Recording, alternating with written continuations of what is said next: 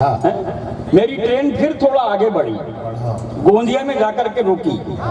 जैसे ही रुकी तो सब लोग अपना खाद्य पदार्थ प्लेटफॉर्म पे बेचने आ जाते हैं। वो एक उधर से आया अपना खाद्य पदार्थ लेकर के चिल्लाने लगा, या मसाला कचौरी, मसाला कचौरी, मसाला कचौरी।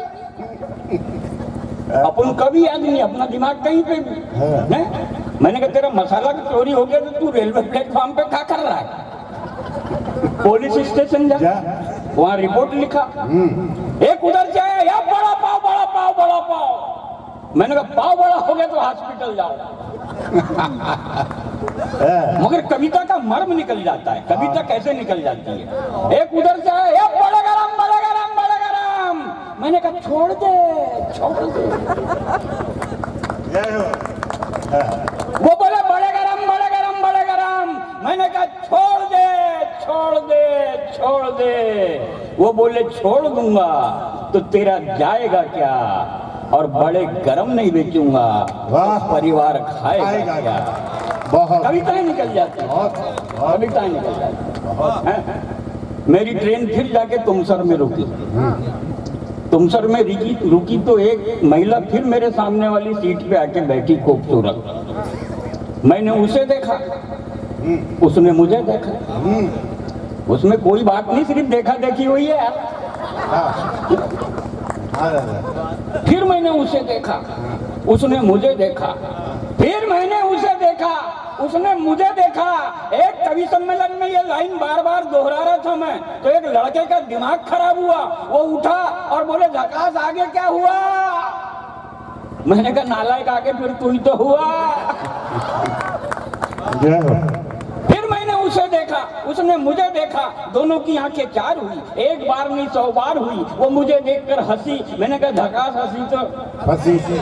चलो एक शेर उसकी तरफ लिखकर बढ़ाया जाए, उसको भी आजमाया जाए। मैंने एक शेर उसकी तरफ लिखकर बढ़ाया, यूं शर्माने से फायदा क्या है, हौले हौले मुस्कुराने से फायदा क्या है, अभी तो हम सफर में हैं, ज्यादा इतराने से फायदा क्या है।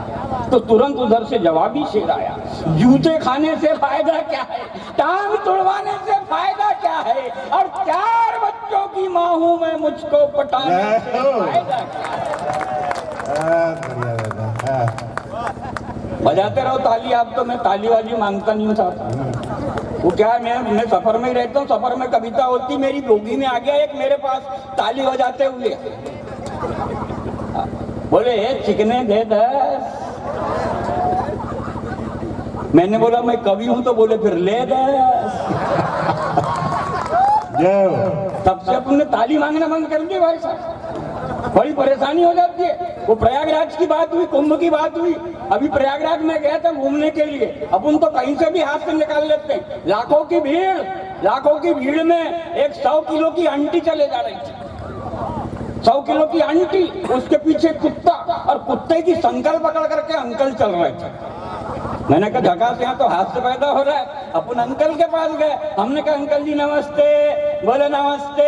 हमने कहा अंकल ये कुत्ता, बोले घुमाने के लिए। और हमने कहा आंटी, बोले रास्ता बनाने के लिए।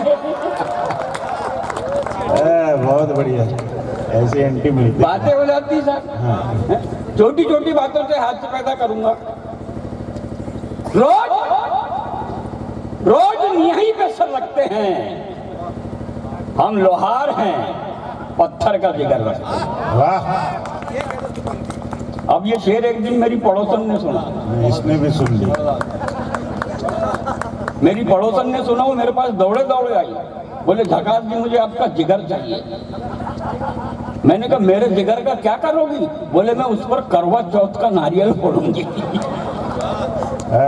अपन ने भी 4 पंक्ति दी उसे कि दिल हमारा लोहे का, पत्थर का जिगर है, जिसका न टूटने न फूटने का डर है। अरे तू भी शर्मो हया के सारे बंधन तोड़ डाल, और मेरे पत्थर जैसे जिगर पे अपने करवा चौथ का नारियल फोड़ डाल। एक बार जोरदार तालियां बजा दीजिए।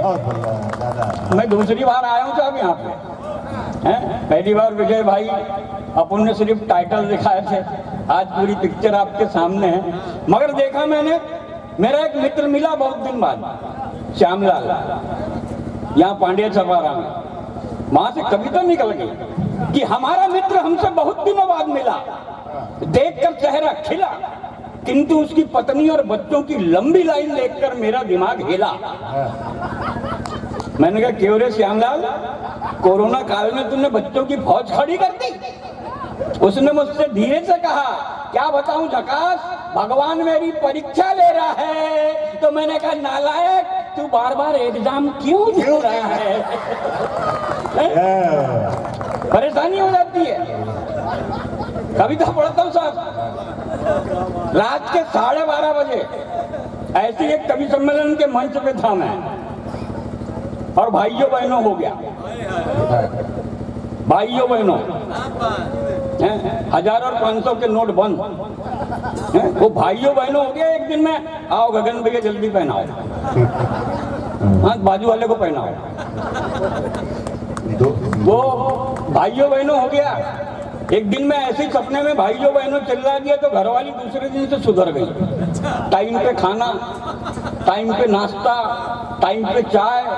मैंने कहा ये तो गजब है रे, ये तो बड़ी जल्दी सुधरी। मैंने कहा कैसा कर रही तेरे में इतना परिवर्तन? बोले जी आप रात में भाइयों बहनों बोल दिए थे ना, कहीं मुझसे दूर तो नहीं चले जाओगे? ये होते रहता है भाई साहब। कि 12:30 बजे रात को भाइयों बहनों हुआ, 1000-500 की नोट बंद। अपना दिमाग खराब, उस कवि सम्मेलन का आज तक लिफाफा नहीं मिला अपने को। अपना दिमाग खराब हुआ, अब उनने कविता लिखे फिर उस पर। वो कविता आपके सामने रखता हूं। मैं पहले ही बता दिया मैं किसी दल का नहीं हूं। आज की रात अपनी पत्नी का नहीं हो सका तो मैं किसी दल का क्या होगा भाई साहब? तब जाके मैं कविता पढ़ता हूं कि मैं कवि सम्मेलन में जाने के लिए रेलवे प्लेटफॉर्म पर था खड़ा, तो एक मेरे जैसे अप टू डेट भिखारी मेरे सामने आकर अड़ा। मैं कवि सम्मेलन में जाने के लिए रेलवे प्लेटफॉर्म पर था खड़ा, तो एक मेरे जैसे अप टू डेट भिखारी मेरे सामने आकर अड़ा। बोले साहब 200 रुपए दे दो, बहुत परेशानी है साहब, 200 रुपए दे दो साहब, 200 रुपए दे दो। मैंने कहा बंद कर रहे अपनी कमेंट्री, पहले बता अपनी हिस्ट्री। उसने हिस्ट्री